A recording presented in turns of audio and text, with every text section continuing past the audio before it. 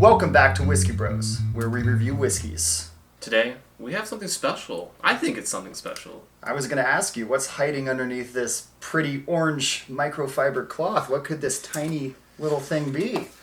Well, we have ourselves... Oh my gosh, it's a Jameson!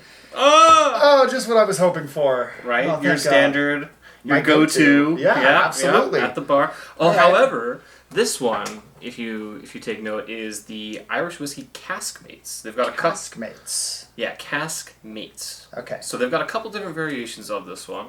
This one is the stout edition, so it's aged in a stout barrel. So it's regular Jameson, as I understand it, that's then aged in the stout barrel. Uh-huh. They also have another one that was the IPA style.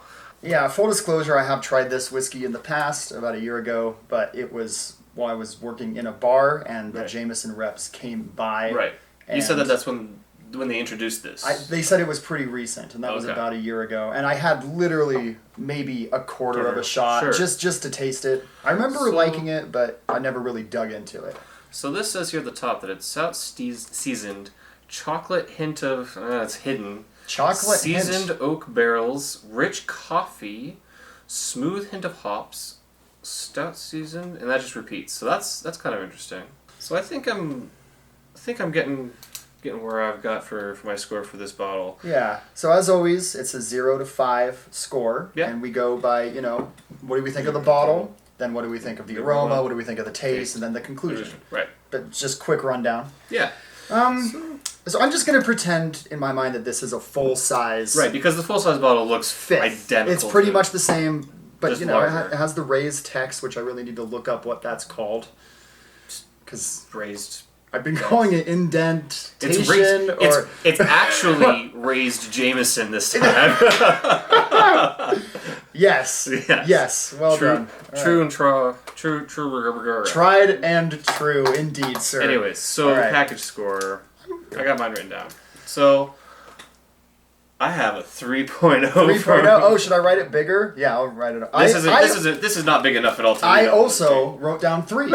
Honestly, yeah. I mean, it's a little bit better than middle of the road. Right. I'd honestly say that the regular Jameson bottle is maybe a 2.5. I think the regular Jameson bottle was a classy. But this gets the job done. This is a nice addition, whereas this is not necessarily. I don't know. Can you? I still have a bad taste in my mouth about the. I don't understand how you finished this. I don't understand why you finished. I tried to finish it to forget it. Well, let's crack this puppy open. All right. See if we can edit that in better. Anyways, ooh, strong. What are you getting? That's strong. A strong aroma. All right. Just, you can definitely hint of chocolate, splash of JMO. Ooh. Yeah, that's interesting, huh? Yeah, give us a little something we can put our lips on. It's an inviting smell, that's for sure. It is. You can. Almost perfect. That's light. Almost perfect. Is regular Jameson this light? I thought it was. I'm gonna say it's pretty close in color. Yeah. This does seem extra light though. You can smell that kind of coffee and chocolate stout flavoring. Definitely smells richer. I definitely get coffee. Mm-hmm. Definitely. Or like a dark chocolate, like a 70%. From the bottle, I got the chocolate more. From here, I'm getting the coffee more.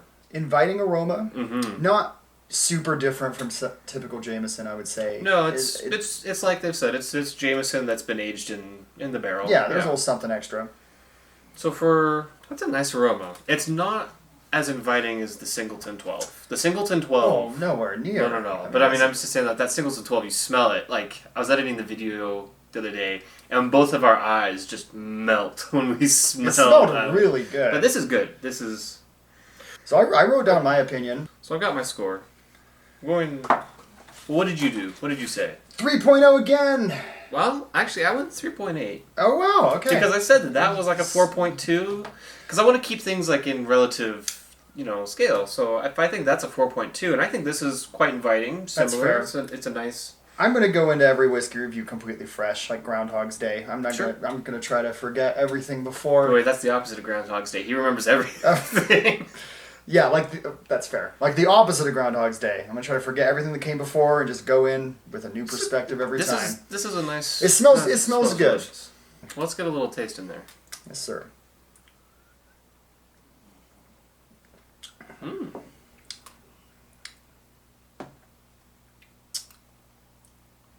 I mean, it tastes like Jameson.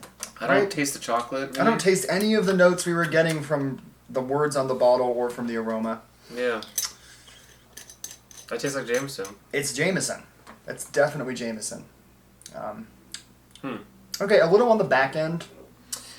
Yeah, a little bit. You kind of very subtle, bitter, chocolatey, that bitter stout note. Yeah. I don't really taste the chocolate though. On the back end. But overall, yeah, okay, if you let the taste linger in your mouth, eventually there's kind of that stout, cocoa-y, coffee groundy. It tastes a little better than I'm describing it. It doesn't taste like coffee grounds. I'll tell you what, I'm gonna go for the ice because maybe that'll give us a little bit more. Going for the ice. It'll break the flavors up. God, a little the aroma more. really is intensely different than the flavor is, though. It is. Maybe our palates are just awful, No, I don't think that's the case. Because remember when we smelled the Jim Beam? Yeah. We smelled the vanilla. We smelled the oak. We could smell all that stuff. But when we tasted it, it was just rubbing alcohol. This is true.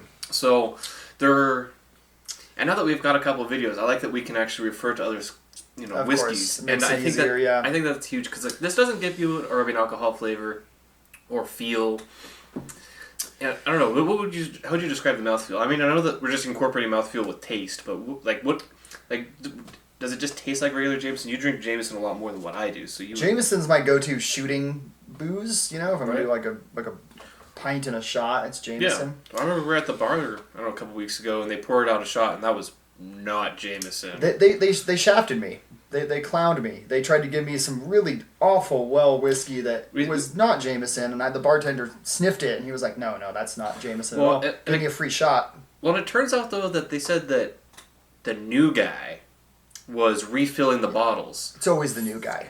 But first off, you're refilling the bottles. The new guy. Refilling the bottles is a bad call. If your bar is refilling bottles from larger handles, don't trust that. They're watering it down, or on their lower end whiskeys, they're giving you even lower end. Absolutely. I know there's plenty of places, my go-to mixed drink is just a Jack and Coke.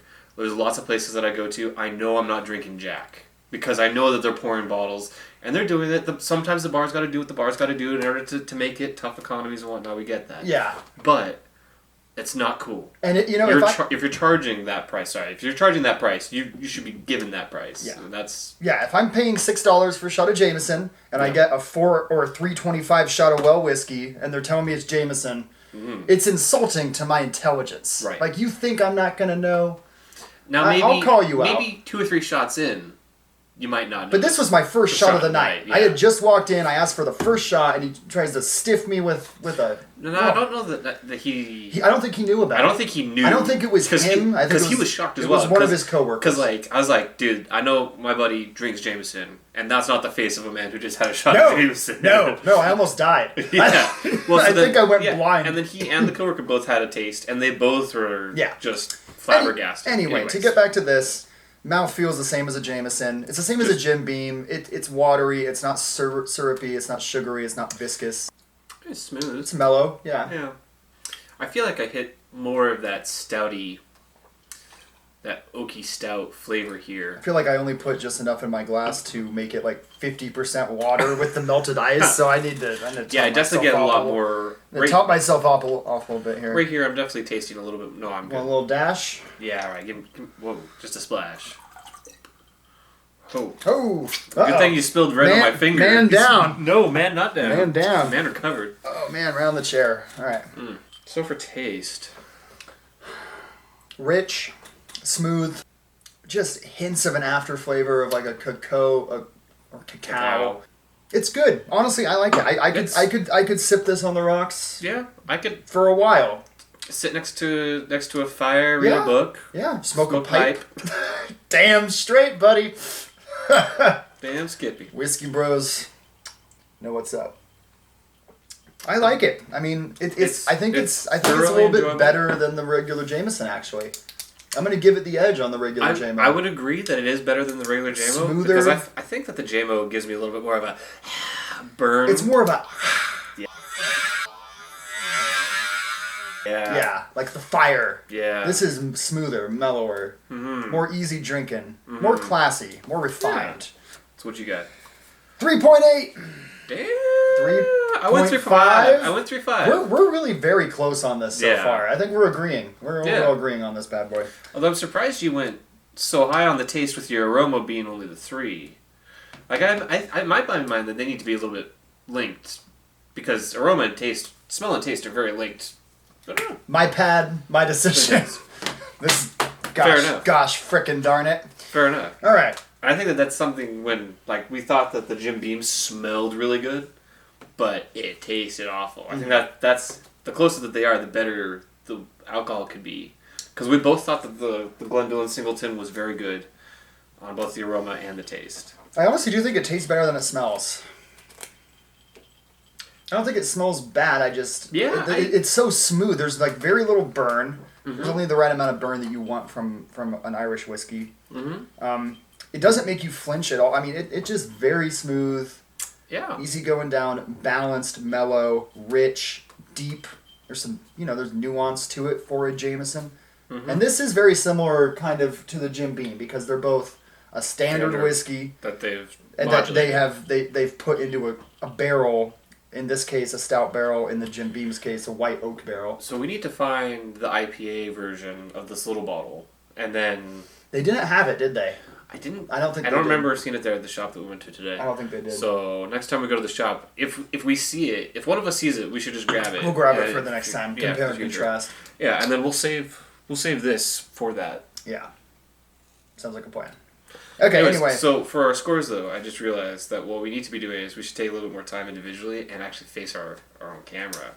Let's do it for the final. For the final. I'll take it away, Scott. Well, I'm going to go for a 3.5. 3.5 overall total score for my Jameson. Oh my God. All right.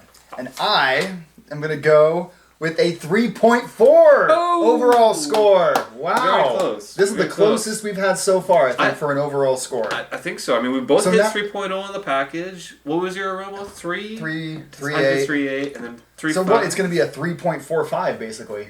That's the average. I think because I don't want to have to make that kind of graphic up, I'm just going to say 3.4. I think we'll say...